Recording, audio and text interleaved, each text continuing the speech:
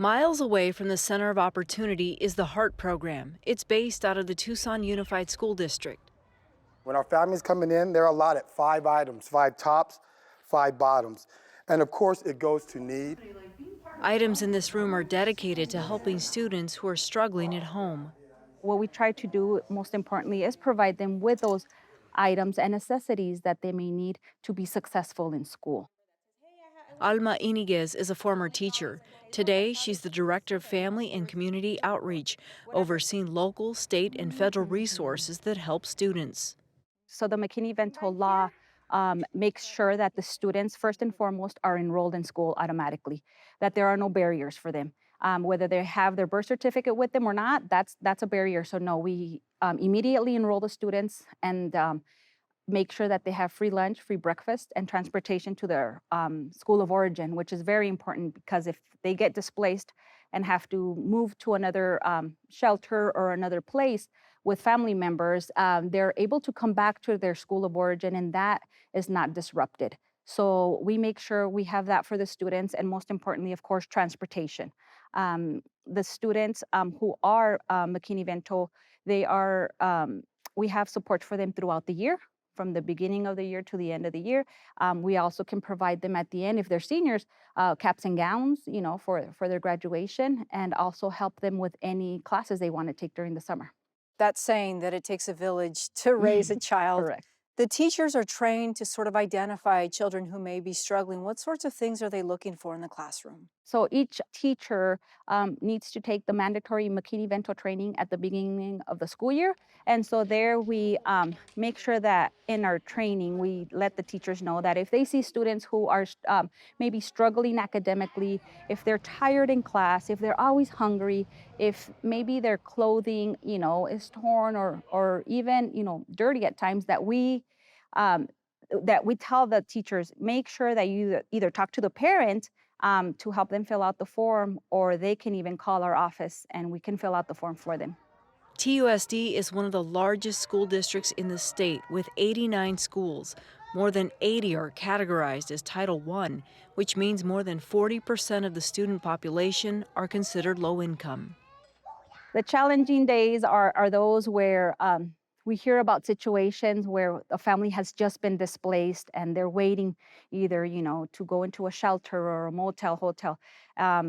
There's a shortage right now, we all know. And so that is disheartening. But when we have those families who maybe the mom is saying, you know what, I'm trying to get on track. I just got a little apartment and I'm trying to get back to work. That just fills our heart. And we know that kid's going to have a good year, a good rest of the year. And so that makes us happy. And as long as they feel comfortable knowing that they can come and shop here and it's going to be okay, I think that fills our heart. You said 500 students, but TUSD has north of 40,000 students. The number of centers are growing. There's probably a greater need out there. Pre-pandemic, we had over 1,000 students.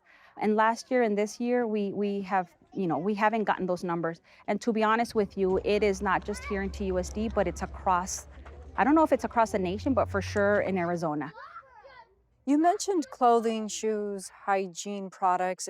Beyond that, though, there's a pantry of food and also resources for mom and dad if they need them? Correct. And so in our family resource centers, we have our food pantry, and the families are more than welcome to visit any of the family resource centers across TUSD and, take non-perishable items. Sometimes we do actually get fresh produce and meat. We also have additional school supplies if needed, backpacks, and then we also have hygiene items at the other family centers. And then if parents want help with maybe finding a job or creating a resume, we have those offerings as well. And then classes and workshops for parents. Without community donations, items like this would not be possible. She donates a pillow and a pair of pajamas for the students. It's the little things that make a big difference. Meanwhile, items in this room are harder to come by. These are like our little hygiene bags right here. Then there's support from the community food bank, helping make sure families are nourished. And some grape jelly. Back inside is Chris Neal, a student support specialist. So I go into our schools and I provide intensive responsive support for our high population areas. And then, basically, I go in and build relationships with the students and see what their needs are, build relationship with the families as well, and find out what their needs are and try to support them the best that we can. A longtime Tucsonan and former college football player. I like to go in, any family that I meet, I like to go in with an open mind and no judgment. And I just come to their level and we just try to just open up so we can build a relationship and they know that they can trust me. And that's probably where it starts. There are a lot of people, and this is outside of their orbit.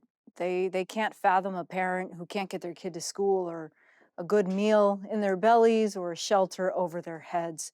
What do you want them to know about the kind of work that you guys are doing to help change that? I just want to let them know that, sometimes situations happen and it's not necessarily the stereotypes that you see that when you see a family homeless or displaced. It's not necessarily that they're not doing what they're supposed to do. Sometimes it's just they got dealt a bad deck of cards, and everybody's trying to do the best that they can for themselves. But there's not a lot of resources out there anymore, and just try to have people have an open eyes and open heart. Along the way, they've learned that what kids face today impacts them later, so helping them now matters. For those students to have the opportunity to go to school every day just like any other student will be.